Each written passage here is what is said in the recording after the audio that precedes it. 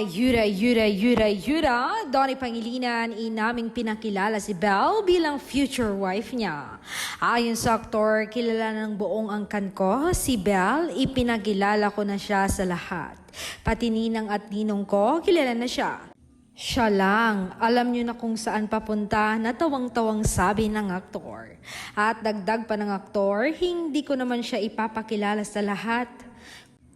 Kung wala akong plano, di ba? Kung girlfriend ka, dapat handa ka na sa commitment. Huwag kang mag-girlfriend kung hindi ka pa handa.